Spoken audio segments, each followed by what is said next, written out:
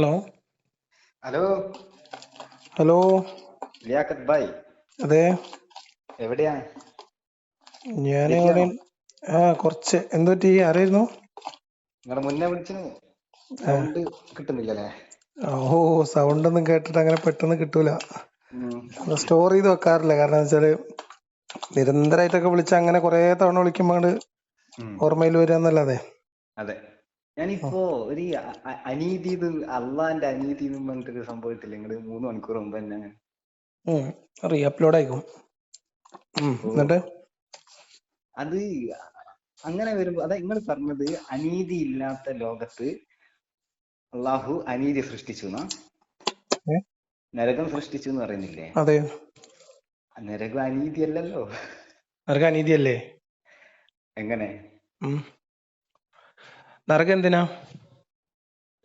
പിന്നെ തെറ്റ് ചെയ്തവരെ ഇടാന്, തെറ്റാര ദൈവ സൃഷ്ടിച്ചേ? അള്ളാഹുവിനെ വിശ്വസിക്കാത്തവരെ. തെറ്റാര സൃഷ്ടിച്ചേ? നമ്മൾ മനുഷ്യന്മാർ സൃഷ്ടിക്കും തെറ്റോ? തെറ്റ്. ആ, പിന്നെ നന്മയും തിന്മയുമായിട്ടുള്ള എല്ലാ നന്മയും തിന്മ ആരാ സൃഷ്ടിച്ച, അതല്ലേ ചോദിക്കണേ. തിന്മ ആരാ സൃഷ്ടിച്ചേ? നന്മയും തിന്മയുമായിട്ടുള്ള എല്ലാ കാര്യവും അള്ളാഹുവിൽ നിന്നാണ് എന്നല്ലേ?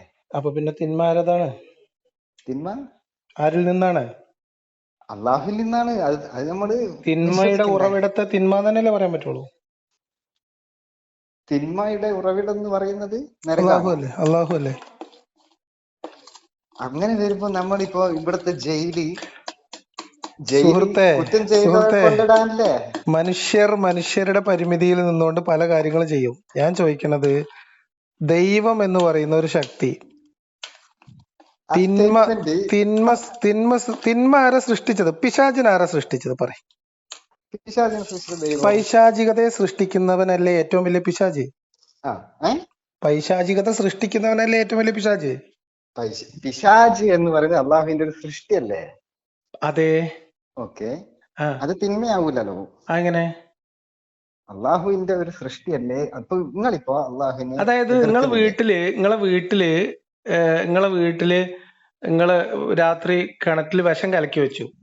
ഉം, ഏ ഉം. കുടിച്ച വീട്ടുകാരാണ് തെറ്റുകാര്, നിങ്ങളല്ല.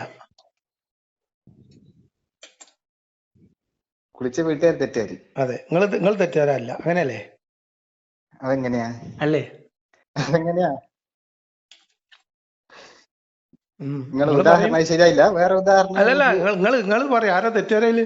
എങ്ങനെ ഒരു വിഷം കലക്കിയത് കുടിച്ചപ്പോ പിന്നെ വീട്ടുകാർ തെറ്റുകാരി ചെയ്തില്ല എന്നാ? ആരാ തെറ്റുകാരിന്ന്?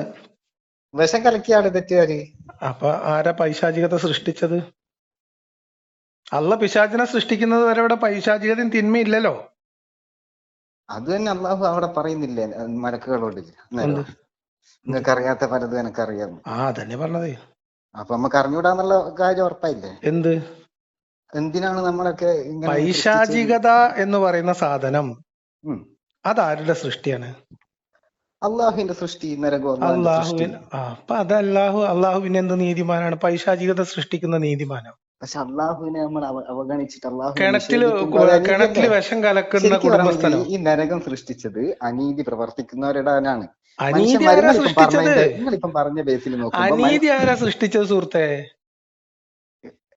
അനീതി ആരാ സൃഷ്ടിച്ചെന്നാ? അനീതി ഉണ്ടാവണമെന്നും പിശാജ് ഉണ്ടാവണമെന്നും ഉം. പിശാജ് എന്ന് പറയുന്ന ഒരു ശക്തി മനുഷ്യരെ വഴികേടിലാക്കണമെന്നും അങ്ങനെ ഒരു അശക്തരായിട്ടുള്ള ഒരു വിഭാഗത്തെ, പിശാചിന് വഴി കഴിപ്പിക്കാൻ പറ്റുന്ന പാകത്തിനുള്ള ഒരു ജനതയെ സൃഷ്ടിച്ചിട്ട് ഉം. അവരെ കൊണ്ട് നരകം നിറക്കണമെന്നും ആ ഉദ്ദേശത്തിൽ ഈ പിശാചിനെ വരെ സൃഷ്ടിക്കുന്നതിന് മുൻപ് നരകം സൃഷ്ടിച്ചു വെച്ച ആള് നീതിമാനാണോ? അതെന്ത് അതാണ് നിങ്ങൾ നീതിയാ? അതിൽ ചോദിക്കുന്നത്. അത് അതെ, ശരിക്ക് അതല്ല നീതി. അതാ ഈ അതെ. എങ്ങനെ സൃഷ്ടാവിനെ നീതിയാവുന്നേ? നമ്മള് ഈ എനിക്ക് മനസ്സിലായില്ല. സൃഷ്ടാവിനെ ഈ ഇതെല്ലാം സൃഷ്ടിച്ച സൃഷ്ടാവിനെ നിഷേധിക്കുമ്പോൾ അങ്ങനെ ഒരു ഈ അള്ളാഹു ഇല്ല. സൃഷ്ടാവിനെ നിഷേധിക്കുക എന്ന് പറയുന്ന അങ്ങനെയുള്ളവർക്ക് നിഷേധം വേണ്ടിട്ട് പൈശാചിക ശക്തി. അങ്ങനെയുള്ളവർക്ക് വേണ്ടിയിട്ടല്ലേ ഈ നരകം? സുഹൃത്തെ, ഇപ്പൊ ദൈവത്തെ അള്ളാഹുവിനെ നിഷേധിക്കുക വിശ്വസിച്ച ഒരാൾക്ക് എന്നത് പിശാചിന്റെ കാരണം കൊണ്ട് സംഭവിക്കുന്നതാണോ? അല്ല, അല്ലേ? അല്ലല്ല. അല്ലേ? പിശാചിനേക്കാളും ചിലപ്പോ ഒരുപടി ചില സമയത്ത് മനുഷ്യന്മാരായിരിക്കും ഡേഞ്ചർ. ഇപ്പൊ റമദാൻ മാസമെല്ലാം പിശാചുകളെ കെട്ടിടുന്നു എന്ന് പറയുന്നു. മനുഷ്യരുടെ സ്വാഭാവികമായിട്ടുള്ള ചിന്തയാണ്. പിശാചിന് അതിന് അത് റോളൊന്നുമില്ല. റമദാൻ മാസം മനുഷ്യനെ നമുക്ക് തിരിയുമല്ലോ. ഹിദായത്തിൽ നിന്ന് തെറ്റിക്കുന്നതിൽ നിന്ന് മനുഷ്യന് റോളില്ല. ഇപ്പൊ റമദാൻ മാസം എല്ലാ പിശാചുക്കളെ അള്ളാഹു കെട്ടിയിടുന്നു എന്ന് പറയുന്നു. അപ്പോ നിങ്ങൾ അങ്ങനെ വരുമ്പോ അള്ളാഹിനോട് ചോദിക്കണോ? ഞാൻ അപ്പൊ ചോദിക്കുന്നത്, അങ്ങനെ എന്റെ വരുമ്പോ ചോദ്യം സിമ്പിൾ ആണ്. 11 മാസം പിശാചിനെ സൃഷ്ടിക്കുക എന്ന് പറയുന്നത് പൈശാചിക പ്രവൃത്തിയാണോ അല്ലേ? അതേപോലെ തന്നെയാണ് അങ്ങനെ നോക്കുമ്പോ മനുഷ്യന്മാരത് കാര്യം ആ ആണ്, ഫുള്ള് അതിൽ സംശയമൊന്നുമില്ല. ഫിത്തനയാണ്, മനുഷ്യനും ഫിത്തനയാണ്. മനുഷ്യനല്ല ഫിത്തനാന്ന്. എന്താ കഥ? മനുഷ്യൻ എങ്ങനെ ചിന്തിക്കണമെന്നും എന്ത് ചിന്തിക്കണമെന്നും എപ്പോ ചിന്തിക്കണമെന്നും ആര് തീരുമാനിച്ചതാ? അള്ളാഹു മുന്നേ പിന്നെങ്ങനെ മനുഷ്യന്മാര് തീരുമാനിച്ചു വെച്ചത്. തെറ്റുകാരാവുന്നേ? ആലമുൽ അർവാഹിൽ വെച്ച് നമ്മളെ എല്ലാം കൂടിയ ഒരു സംഭവം ഉണ്ടായിരുന്നല്ലോ. അപ്പൊ അപ്പം അതിനുശേഷം ഈ ഭൂമിയൊക്കെ സൃഷ്ടിച്ചു. ഞാൻ ചോദിക്കട്ടെ, നരകം എന്തിനാണ് സൃഷ്ടിച്ചത്? ദൈവത്തെ നിഷേധിക്കുന്ന ആൾക്കാരുടെ മെയിൻ ആയിട്ട് അപ്പൊ നിക്ക് ഈ ദൈവത്തെ നിഷേധിക്കുന്ന ആളുകൾ ആ സമയത്തുണ്ടോ? ഇല്ല. ഇല്ല. അതായത് അപ്പൊ ആകെ ആരുള്ളത്? മലക്കുകൾ, അല്ലാഹു മാത്രമേ ഉള്ളൂ അല്ലേ? അപ്പൊ എന്തിനാ നരകം? സമയമൊക്കെ അള്ളാന്റെ ഒരു സൃഷ്ടിയല്ലേ. അപ്പൊ എന്തിനാ നരകം? അള്ളാഹ്ക്ക് എന്ത് സമയം? അള്ളാഹ്ക്ക് എന്തിനാ? അപ്പൊ അള്ളാഹ്ക്ക് ഇതൊക്കെ അറിയാം. അവസാനം ഒരു മിനിറ്റ്. അതായത് പിശാചിനാൽ പിഴപ്പിക്കപ്പെടാൻ പാകത്തിന് അശക്തനായ ഒരു മനുഷ്യനെ അള്ളാഹുവിന്റെ സംരക്ഷണം അല്ലാത്ത ഒരു സംരക്ഷണവും സാധ്യമല്ലാത്ത ഒരു നിരാലംബനായ സൃഷ്ടിയെ പിഴപ്പിക്കാൻ പാകത്തിന് ഒരു പിശാചിനെ സൃഷ്ടിച്ചു വെക്കുകയും എന്നിട്ട് ആ കാരണം കൊണ്ട് ഈ ദുർബലരായ മനുഷ്യരെ പിടിച്ച് നരകത്തിലിട്ട് ആസ്വദിക്കുകയും സുഖാസ്വാദനം നടത്തുകയും ചെയ്യുന്ന അള്ളാഹുവാണ് ഏറ്റവും വലിയ പിശാച് എന്ന സംശയം നിങ്ങൾക്ക്? മുതലേ ഈ അനീതി ഉള്ളത് കൊണ്ടാണ് പുറത്താക്കിയിട്ട് ഇവിടെ എത്തിയത് നമ്മള്. അള്ളാഹു ഈ നീതി പുലർത്തുന്നവനായത് കൊണ്ടാണ് സ്വർഗത്തിന്ന് ആടുന്ന് കുരുത്തക്കേട് കാണിച്ചില്ലേ? എന്തോ പറഞ്ഞുതരാം അതൊക്കെ ഞാൻ വിശദമായിട്ട് പറഞ്ഞു. നീതിയാണ്. അള്ളാഹു നീതി ഉദ്ദേശിച്ചിട്ടേ ഇല്ല. അള്ളാഹു നീതി ഉദ്ദേശിക്കുന്നെങ്കിൽ നീതി മാത്രമേ നടക്കൂ. അള്ളാഹു നീതി അള്ളാന്റെ വാക്ക് ധിക്കരിച്ച് നീതി നടപ്പാക്കിയതാണ് അന്ന് സത്യത്തിൽ സംഭവിച്ചത്. നമ്മളെ ഇവിടെ ഭൂമിയിൽ അതിലേക്കൊക്കെ വരാം. അള്ളാഹു നീതി ഉദ്ദേശിച്ചിരുന്നോ? നീതി അള്ളാഹു നന്മയാണോ തിന്മയാണോ ഉദ്ദേശിച്ചിട്ടുള്ളത്? നന്മയും തിന്മയുമായിട്ടുള്ള എല്ലാ കാര്യങ്ങളും അള്ളാഹു നിന്നാണ്. തിന്മ ഉദ്ദേശിക്കുന്നവൻ തിന്മ ഉദ്ദേശിക്കേ ഒരു നന്മയുടെ ആളോ? അള്ളാഹു ഉദ്ദേശിക്കാതെ ഇവിടെ ഒരു അല പോലെ അനങ്ങൂല. നിങ്ങൾ സംരക്ഷിക്കുന്ന ഞാൻ മനസ്സിലാക്കുന്നത്. ഞാൻ ചോദിക്കുന്നത് നിങ്ങൾ കല്യാണം കഴിഞ്ഞതാ? കല്യാണം കഴിഞ്ഞു. കുട്ടികളുണ്ടോ? ആ ഉണ്ട്. എത്ര വയസ്സുള്ള കുട്ടികളാ? 2 വയസ്സുള്ള കുട്ടികൾ. നിങ്ങളെ വീട്ടില് പിന്നെ ചോക്ലേറ്റുകൾ, ചെറിയ കുട്ടികൾക്ക് കഴിക്കാവുന്ന പഞ്ഞിമിഠായും അതേപോലെ തന്നെ പാഷാണവും ഇങ്ങനെ വീടിന്റെ അവിടെ മുക്കിലും മൂലയിലൊക്കെ കൊണ്ടുവെക്കും. എന്നിട്ട് കുട്ടികളോട് പറയും പാഷാണം ഉണ്ട് ട്ടോ, കഴിക്കരുത് എന്ന് പറയും. നിങ്ങൾ നീതി ഉദ്ദേശിച്ചിട്ടോ നിങ്ങൾ കുട്ടികളെ കൊല്ലാൻ ഉദ്ദേശിച്ചോ? നിങ്ങള് ഉദ്ദേശിച്ചെന്ന് പറ. നിങ്ങളെ കാര്യം ചോദിച്ചാ നമ്മളങ്ങനെ കൊണ്ടുവെക്കൂല. എന്തുകൊണ്ട് വെക്കൂല? നമ്മുടെ കുട്ടികളുടെ കാര്യത്തിൽ നന്മ ഉദ്ദേശിക്കുന്നത് കൊണ്ട് കൊണ്ടുവെക്കൂല. അള്ളാഹുവിന്റെ സൃഷ്ടികളുടെ കാര്യത്തിൽ നന്മ ഉദ്ദേശിച്ചിട്ടില്ല, നീതി ഉദ്ദേശിച്ചിട്ടില്ല. അതുകൊണ്ടാണ് പിശാചിനെ കംപ്ലീറ്റ് ചെയ്യട്ടെ. അങ്ങനെ സൃഷ്ടാവിന്റെ അള്ളാഹ് എന്ത് ഉദ്ദേശത്തിൽ മനുഷ്യനെ സൃഷ്ടിച്ചു എന്ന് അള്ളാഹ് ഖുർആനിൽ പറഞ്ഞത്? അത് മലക്കുകളോട് പറഞ്ഞല്ലോ. അള്ളാഹ് എന്തിനു വേണ്ടിയിട്ടാണ്? അള്ളാഹുവിന്റെ ഉദ്ദേശം എന്തായിരുന്നു അള്ളാഹ് പറഞ്ഞത്? അള്ളാഹു എന്തിനു വേണ്ടിയിട്ടാണ്? അള്ളാഹുവിനെ ഇബാദത്ത് ചെയ്യാൻ വേണ്ടി അല്ലാതെ ഞാൻ മനുഷ്യരെയും ജിന്നുകളെയും സൃഷ്ടിച്ചിട്ടില്ല എന്ന് പറഞ്ഞ അള്ളാഹു ആ ഇബാദത്തിൽ നിന്ന് ഈ മനുഷ്യരെ തെറ്റിക്കാൻ പര്യാപ്തമായ ഒരു പിശാചിനെ ഉണ്ടാക്കി വെച്ചതിന്റെ ലോജിക്ക് എന്താണ്? ലോജിക്ക് അങ്ങനെയാണെങ്കിൽ അല്ലെങ്കിൽ മലക്കുകളെ പോലെ ആയിപ്പോ. അതായത് മലക്കുകളെക്കാൾ മുൻപന്തിയിലാണ് മനുഷ്യന്മാര്. കാരണം ഇപ്പൊ ഇത് 4 വരി പറഞ്ഞാൽ നിങ്ങൾക്ക് മനസ്സിലാവും. മാലാഖമാരെക്കാളും മുൻപന്തിയിലാണ് മനുഷ്യന്മാര്. അത് നിങ്ങൾക്ക് ഉറപ്പുണ്ടോ? മനസ്സിലായില്ല. മനുഷ്യന്മാരെക്കാളും മുൻപന്തിയിലാണ് വിശ്വാസം. അങ്ങനെയാണല്ലോ മുഹമ്മദ് നബി തന്നെ അതിന്റെ ഒരു മനുഷ്യൻ. ഈ ചോദ്യത്തിനുള്ള മറുപടി പറഞ്ഞാൽ മതി. ഏത്? അതായത് മനുഷ്യനെ ഇബാദത്ത് ചെയ്യാനല്ലാതെ ഞാൻ മനുഷ്യനെ സൃഷ്ടിച്ചിട്ടില്ല എന്ന് പറഞ്ഞ അല്ലാഹു ആ ഇബാദത്തിൽ നിന്ന് മനുഷ്യനെ തെറ്റിക്കാൻ പര്യാപ്തനായ ശക്തനായ അനിയന്ത്രിതമായിട്ടുള്ള കഴിവുകളോടുകൂടി പിശാചിനെ കയറൂരി വിടുന്നതിന്റെ ലോജിക്ക് എന്താണ്? അതല്ലേ അതിന്റെ ലോജിക്ക്. ഏത്? അല്ലാതെ സൃഷ്ടിച്ചിട്ടില്ല എന്ന് പറയുമ്പോ നമ്മൾ എന്ത് ചെയ്യണോ? ഈ പിശാച് വരുമ്പോ നമ്മൾ അതിനെ എതിർക്കണം. പിശാചിനെ നമ്മൾ എതിർക്കണം. അന്നേരമല്ലേ ഇതിന് അതന്നെ അത് അല്ലാണ്ട് കുട്ടികളെ വെറുതെ മുമ്പില് നമുക്ക് പരീക്ഷ നമ്മള് എഴുതാണ്ട് 2 പാസ്സാകുന്നതിലോട്ട് വയസ്സും പോയില്ലേ? 3 വയസ്സും 4 വയസ്സുള്ള കുട്ടികളുള്ള വീട്ടില് പഞ്ഞിമിഠായും പാഷാണവും അവിടെ അവിടെ ആയിട്ട് തിരികെ വെക്കുക. കുട്ടികൾക്ക് തിരിയൂല ഇത് പഞ്ഞിമിഠായിയാണോ പഞ്ഞി മിഠായി പാഷാണായോ പാഷാണം തിരിയൂല. പോലെ അങ്ങനെ എല്ലാം കൺട്രോൾ ചെയ്യാനും പറ്റാത്ത അവസ്ഥയിൽ നിങ്ങൾ തിരികെ വെക്കുന്നതിന് നിങ്ങൾ ഈ കുട്ടികളുടെ നന്മ ഉദ്ദേശിച്ചിരുന്നോ ഇല്ലേ? നിങ്ങളെ ചോദ്യത്തിന് നിങ്ങൾ നേരത്തെ പറഞ്ഞ നന്മ നിങ്ങൾ ഉദ്ദേശിച്ചിട്ടില്ല. ഉദ്ദേശിച്ച ഈ തിന്മ എന്തൊക്കെയാ നിങ്ങൾ ഉദ്ദേശിച്ചത്? എന്തും തിന്മയാണ്. മനുഷ്യന് എന്താണോ ദൈവം തിന്മ എന്ന് വിചാരിച്ചു പറഞ്ഞിട്ടുള്ളത് അതെല്ലാം ദൈവത്തിന്റെ സൃഷ്ടിയാണ്. നമ്മളെ ആക്രമിക്കപ്പെട്ട് ഭൂമിയിൽ നമ്മൾ ആക്രമിക്കപ്പെട്ടു എന്ന് വിചാരിക്കും. നിങ്ങളിപ്പോ ആക്രമിക്കപ്പെട്ട് നിങ്ങൾ ആക്രമിക്കപ്പെട്ട് നിങ്ങൾക്ക് ഇവിടെ നീതി കിട്ടുന്നില്ല. നിങ്ങൾക്ക് എവിടെ കിട്ടും നീതി? എവിടെ കിട്ടും നീതി? അള്ളാന്റെ കോടതി കിട്ടണ്ടേ? അള്ളാഹു എന്ത് നീതി? അള്ളാഹു നീതിമാനല്ല സുഹൃത്തെ. നീതിമാനായ അള്ളാഹു എന്തിനാ പിശാചിനെ സൃഷ്ടിച്ചത്? നിങ്ങൾ അതിന് ഉത്തരം പറയും. നീതിമാനായതുകൊണ്ടാണ് നരകം. നീതിമാനായ അള്ളാഹു എന്തിനാണ് പിശാചിനെ സൃഷ്ടിച്ചത് എന്നാണ് ചോദ്യം. പിശാചിനെന്തിനാ അള്ളാഹു സൃഷ്ടിച്ചിരുന്നു? അതെ. ഇപ്പൊ നിങ്ങൾ എന്തിനാ? നീതിമാനായ അള്ളാഹു പിശാചിനെ സൃഷ്ടിച്ചത് നേരിട്ട് കാണാൻ ഹലോ നിങ്ങൾക്ക് കാര്യം മനസ്സിലാവാത്തൊന്നല്ലോ.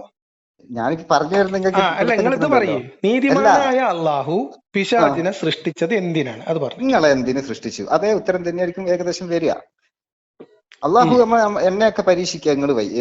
നിങ്ങൾ എന്നോട് സംസാരിക്കുന്നു, അത് അള്ളാഹുവിന്റെ ഭാഗത്ത് നിന്നാണ്.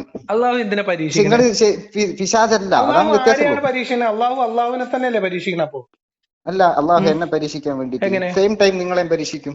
സുഹൃത്തെ, അള്ളാഹു നിങ്ങളെ സൃഷ്ടിച്ചത് എന്ത് പറഞ്ഞിട്ടാണ്? എന്ത് പറഞ്ഞിട്ടാണോ? അള്ളാഹു നിങ്ങളെ സൃഷ്ടിച്ചു എന്ന് അള്ളാഹ് പറയുന്നത് അള്ളാഹുവിനെ ആരാധിക്കാനല്ലേ? തീർച്ചയായിട്ടും അല്ലേ?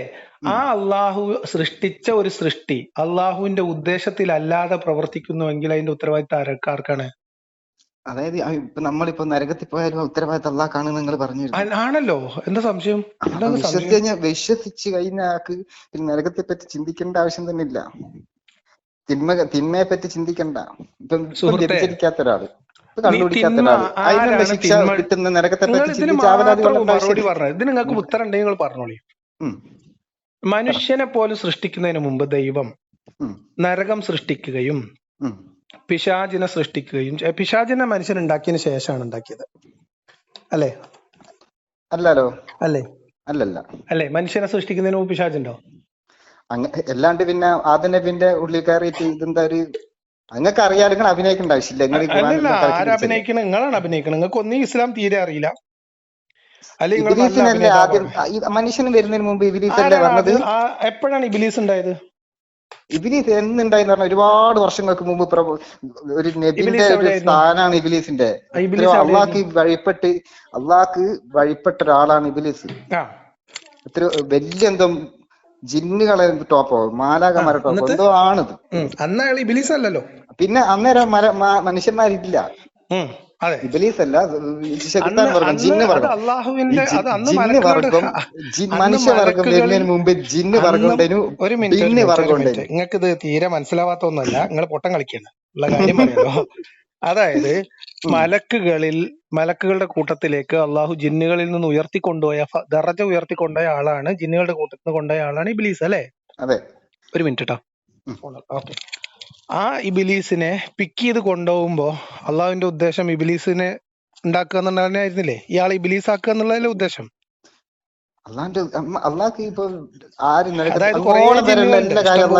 ഞാൻ പറഞ്ഞേ, കോടിക്കണക്കിന് ജിന്നുകളിൽ നിന്ന് ഒരാളെ അള്ള പിക്ക് ചെയ്ത് കൊണ്ടുപോകുന്നു. എല്ലാ കാര്യം അള്ളാഹ്ക്ക് അറിയാം. നമ്മളിപ്പോ ക്ലാസ് പഠിക്കുന്നവരോ ഒരു മിനിറ്റ്. പൈശാചികത എന്നതും മനുഷ്യരെ അള്ളാഹുവിനെ അനുസരിക്കാതിരിക്കുക എന്നതും അതുവഴി ശിക്ഷിക്കുക എന്നതും നരകത്തിലിട്ട് പൊരിക്കുക എന്നതും അള്ളാഹുവിന്റെ ഉദ്ദേശമായിരുന്നു അല്ലേ? അതെ. തിന്മ ഉദ്ദേശിക്കുന്നയാളെ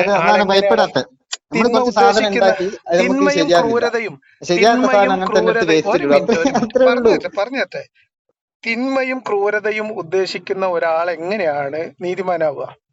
നിങ്ങളിപ്പോ മറുപടി പറയും. നിങ്ങൾ വെറുതെ കണ്ട ചാടി പോലെ. തിന്മയും അനീതിയും ഉദ്ദേശിക്കുന്നവൻ എങ്ങനെയാണ് നീതിമാനാവുക? നീതി എന്ന് പറയുന്ന സാധനത്തിന് നേർ എതിർവശം ഒരു അനീതി എന്നൊരു സംഭവം ഉണ്ട്. എല്ലാ സംഭവത്തിനും ഒരു എതിർവശം. മനുഷ്യനെ സൃഷ്ടിക്കുന്നതിന് മുമ്പ് മാലാകമാരും അള്ളാഹുവും മാത്രമുള്ള ഒരു ലോകത്ത് അനീതി ഉണ്ടായിരുന്നോ? ചാൻസ് ഇല്ല. പക്ഷെ തിന്മ ഉണ്ടായിരുന്നോ? ചിലപ്പോ ഒരു മിനിറ്റ് ഉണ്ടാവുമായിരിക്കേ. തിന്മ ഉണ്ടായിരുന്നോ? തിന്മ എന്ന് ഉദ്ദേശിക്കുന്നത് എന്താ? അത് നമുക്ക് തിരിയുന്നില്ലല്ലോ. തിന്മ അള്ളാഹിനെ എന്ന് പറഞ്ഞാൽ നിഷേധിക്കുന്നതാണോ? അള്ളാഹു എന്താണോ തിന്മ എന്നതുകൊണ്ട് ഉദ്ദേശിക്കുന്നത് ഏറ്റവും അതുണ്ടായിരുന്നു വലിയ തിന്മ എന്ന് പറഞ്ഞാൽ അള്ളാഹിനെ നിഷേധിക്കൽ തന്നെയാ. അല്ലേ? അതുണ്ടായിരുന്നോ? അത് അന്ന് ഉണ്ടാവാൻ അന്നത്തെ കാര്യം എനിക്ക് അറിഞ്ഞൂടാ. മാലാഖമാര് നിഷേധിച്ചാൽ മാലാഖമാരില് വരാതിരിക്കാൻ സാധ്യതയില്ല. അവര് അള്ളാഹിനെ അനുസരിക്കുന്ന ആൾക്കാരാണ്. ആ ഏതോ ഒരു മാലാഖ എന്തോ ഒരു സുഹൃത്തെ, ഒരു കുരുത്തക്കേട് ഒരു മാലാഖയോ അല്ലാത്ത മാലാഖകളിലേക്ക് ഉയർത്തിയ ഒരു ജിന്നിന്റെ പ്രതിനിധിയോ അള്ളാഹുവിനെ ധിക്കരിക്കണം എങ്കിൽ പൈശാചികമായ പുറത്തുനിന്നുള്ള ഒരു പ്രേരണയും ഇല്ലാത്ത ഒരു ലോകത്ത് അള്ളാഹുവിന്റെ അർഷിന്റെ ചുറ്റിലും ജീവിക്കുന്ന ജീവികളുടെ കൂട്ടത്തിൽ നിന്ന് ഒരാള് ആ ദൈവത്തെ നിഷേധിക്കണമെങ്കിൽ അത് ദൈവം ഉദ്ദേശിച്ചിട്ടുണ്ടോ ഇല്ലേ? ദൈവത്തിന്റെ തീരുമാനമാണോ അല്ലേ? തീർച്ചയായിട്ടും ദൈവത്തിന്റെ തീരുമാനമാണോ? എന്തും ദൈവത്തിന്റെ തീരുമാനം, അതിലൊരു നോ ഡൗട്ട്. കഴിഞ്ഞു നിങ്ങളെ നീതി അനീതി.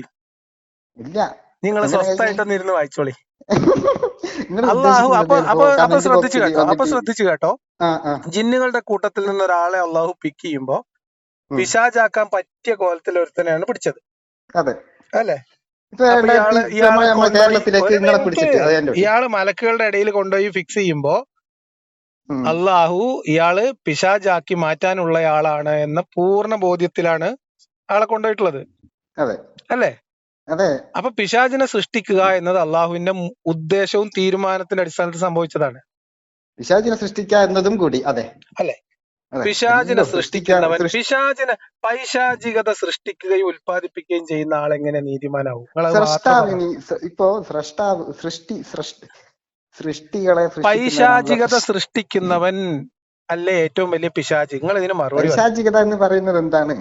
പൈശാചികത സൃഷ്ടിക്കുന്നവനാണോ ഏറ്റവും വലിയ സൃഷ്ടാവ്? നന്മയും തിന്മയും എല്ലാ കാര്യം അള്ളാന്റെ അടുത്ത്. ഞാൻ വീണ്ടും അള്ളാന്റെ അടുത്തുനിന്നാണെങ്കിൽ തിന്മയും അള്ളാഹുവിന്റെ അടുത്തുനിന്നാണ്. തിന്മയുടെ ഉത്തരവാദി അള്ളാഹു മാത്രമാണ്. 6-ാമത്തെ കൺഫ്യൂഷൻ വന്നു കഴിഞ്ഞാൽ പോയിട്ടോ.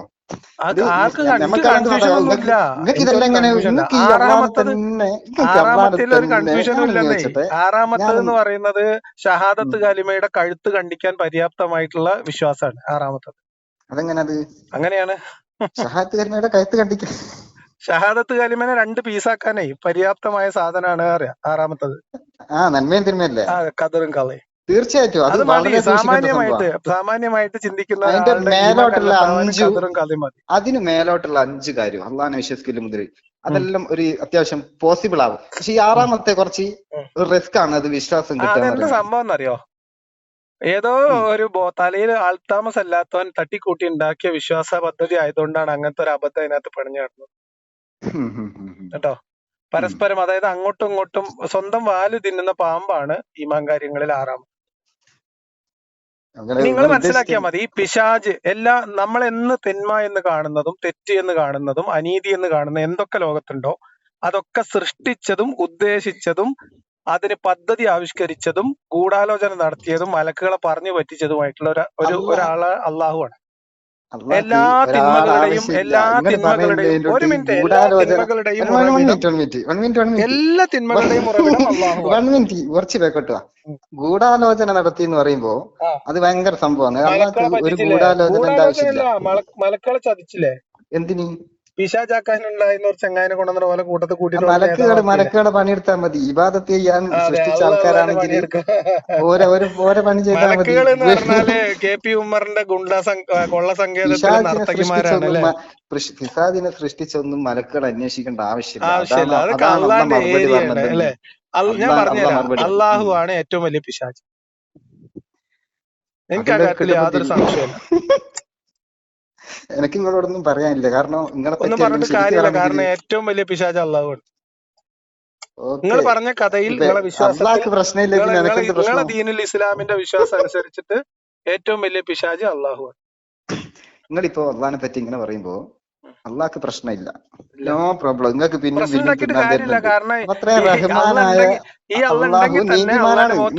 മനസ്സിലാവുന്നില്ല.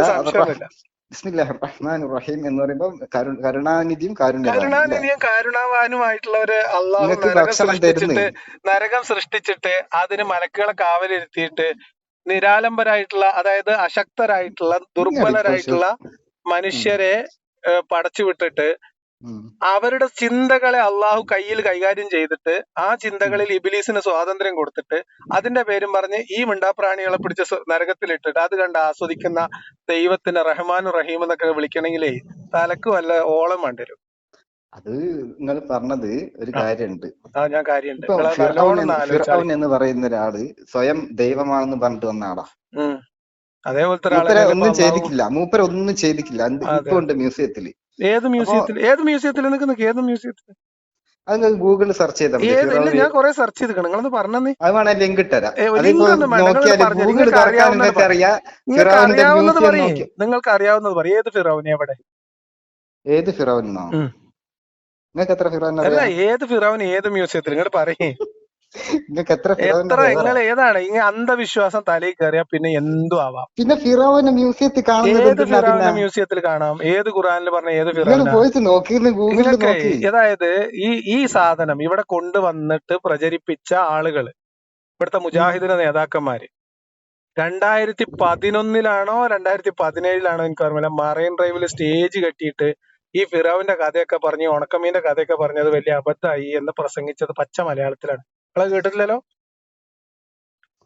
ഇത് ഈ പറയുന്ന ഖുറാനിൽ പറഞ്ഞ പിന്നെ ഫിറൗനാണ് ഈ ഈജിപ്തിലെ മ്യൂസിയത്തിലുള്ള ഫറോമാരുടെ കൂട്ടത്തിലുള്ള ഒരാള് എന്ന് പറയാൻ യാതൊരു സയന്റിഫിക് എവിഡൻസും ഇല്ല.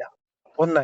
രണ്ടാമത്തെ, ഫറോവയുടെ ജഡം, ഒരു മിനിറ്റ്, മ്യൂസിയത്തിലുള്ള ഒരു ഫറോവയുടെ ജഡം കടലിന്നോ കായലിന്നോ കിട്ടിയതല്ല. ചെകുത്താനിപ്പുണ്ടല്ലോ, ഫിറോവിന്റെ വിശ്വസിക്കുന്നില്ല, വിശ്വസിക്കണ്ട. ഞാൻ വിശ്വസിക്കാതിരുന്നിട്ട് കാര്യമില്ല. ഏതൊരു സാധാരണ മനുഷ്യനും കോമൺ സെൻസും ഒരു ഫിറോവിന്റെ പറഞ്ഞതിന്റെ ഇതാ പറയുന്നത്. ഫിറോവിന്റെ നിങ്ങളങ്ങ് കൊണ്ടുപോടും. ഫിറോവിന് സയന്റിഫിക്കലി തെളിഞ്ഞിട്ടില്ല എന്ന് വിചാരിക്കും. നിങ്ങളെ വിചാരം മാത്രമാകും. എന്റെ വിചാരമല്ല, നിങ്ങളെ തെളിവുണ്ടേ തന്നോളിയാ. പക്ഷെ നമ്മളിപ്പോൾ ചർച്ച ചെയ്ത ചെകുത്താൻ, ഈ ചെകുത്താൻ ഇപ്പൊ ഉണ്ടല്ലോ. ഈ ചെകുത്താൻ അള്ളാഹു ആണ് ഉണ്ടല്ലോ, വലിയ ചെകുത്താൻ.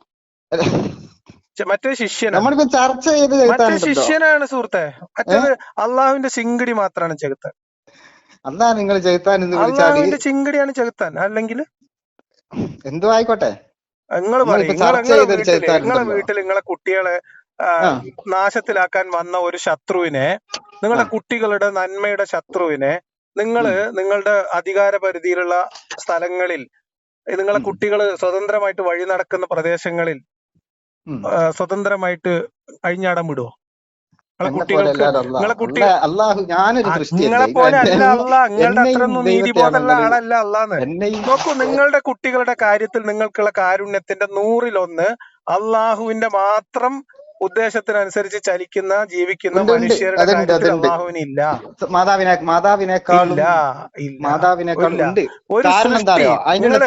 നിങ്ങളെ ഞാൻ പറയാം, വഴിയരികിൽ കിടക്കുന്ന ഒരു വഴിയരികിൽ കിടക്കുന്ന ഒരു പൂച്ചക്കുട്ടിനെ എടുത്തോണ്ട് പോയാല്, ഞാൻ പറഞ്ഞു കേട്ടോളി, വഴിയരികിൽ നിന്ന് നിങ്ങൾക്ക് വീണ് കിട്ടിയ ഒരു പൂച്ചക്കുട്ടിയെ എടുത്തോണ്ട് പോയാൽ അതിന്റെ കയ്യോ കാലോ പൊള്ളുന്നത് നിങ്ങളെ മനസ്സ് സമ്മതിക്കുവോ? ഇല്ല. അത്തരം അങ്ങനത്തെ മനുഷ്യരോടാണ് നരകം മുൻകൂറായി നരകം ഒരുക്കിയിട്ട് അതിലിട്ട് കത്തിക്കാൻ വേണ്ടി മനുഷ്യനെ സൃഷ്ടിച്ച അള്ളാഹുവിനെ കാരുണ്യവാനാണ് അറിയണമെങ്കിൽ എനിക്ക് നിങ്ങളെ പോലെ തലക്ക് വലിയ പ്രശ്നമൊന്നുമില്ല. അത് നിങ്ങൾക്ക് വിശ്വാസം ഇല്ലാത്തതിനെ കൊണ്ട് നമുക്ക് നരകത്തിനെ പറ്റി വിശ്വസിച്ചോളി. ഞാൻ പറഞ്ഞത് വിശ്വസിക്കുന്നവന് ഇപ്പൊ എന്താ വിശ്വസിക്കാത്ത? നരകത്തിനെ പറ്റി ചിന്തിക്കേണ്ട ആവശ്യമില്ലാന്നല്ലോ കേട്ടോ, സോറി. അല്ലല്ല, ചിന്തിക്കേണ്ട ആവശ്യമില്ല, ചിന്തിച്ചിട്ട് കാര്യമൊന്നുമില്ല. അള്ളാഹുവിന്റെ നീതിബോധത്തെ കുറിച്ച് ഞങ്ങളോട് ഒരു ചോദ്യം കൂടി ചോദിക്കാം. നിങ്ങളെ ചിന്തകളെ ഉണർത്താൻ വേണ്ടി ഒരു ചോദ്യം കൂടി ചോദിക്കാം. നിങ്ങൾ അള്ളാഹു പറഞ്ഞതനുസരിച്ചിട്ട്, ഒരു മിനിറ്റ്, അള്ളാഹു പറഞ്ഞതനുസരിച്ചിട്ട് അള്ളാഹുവിന്റെ ദീന് മുറുകെ പിടിച്ചിട്ട് അള്ളാഹു പിന്നെ കൽപ്പിച്ചത് ചെയ്ത് വിലക്കിയത് വർജിച്ച് നിങ്ങൾ ജീവിതാവസാനം മുഴുവൻ ജീവിച്ച് ഷഹാദത്ത് കലിമ ചൊല്ലി മരിച്ചാൽ നിങ്ങൾക്ക് സ്വർഗം തരൽ, ഒരു മിനിറ്റ്, നിങ്ങൾക്ക് സ്വർഗം തരൽ അള്ളാഹുവിന് ബാധ്യതയാണോ അതോ അള്ളാഹുവിന്റെ ചോയ്സ് ആണോ? ഞാൻ പറയേണ്ട കാര്യം അത് തന്നെ നിങ്ങൾ നോക്ക്.